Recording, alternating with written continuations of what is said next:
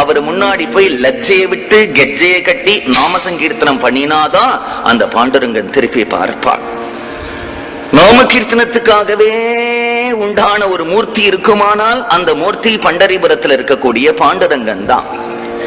இன்றைக்கு களி பிறந்து எவ்வளவு நாள் ஆயிடுத்து எல்லாம் நம்ம பார்த்துட்டு இருக்கோம். களி எப்படி இருக்கு, களி எப்படி இருக்கு, களி எப்படி இருக்குன்னு பார்த்துட்டு இருக்கோம்.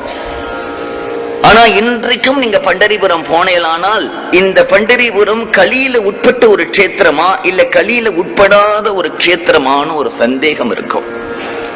ஆச்சரியமான மூர்த்தி, இடுப்புல கைய வச்சுட்டு நிற்கக்கூடிய சின்மயமான மூர்த்தி.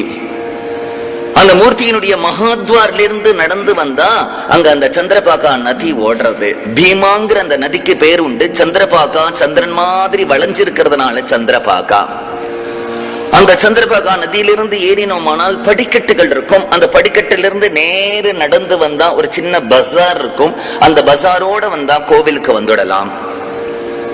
பண்டரிபுரத்துல அங்க நாம போனோமானால் எப்படி இருக்கும்னா, அந்த கடையில் இருக்கக்கூடிய வியாபாரிகள்லாம் இருக்காளே, நிறைய கடை உண்டு. மிட்டாய் கடை உண்டு, ஜால்ரா கடை உண்டு, டோலக்கு கடை உண்டு, கோல் கடை உண்டு, துளசி மாலை விற்கிற கடை உண்டு.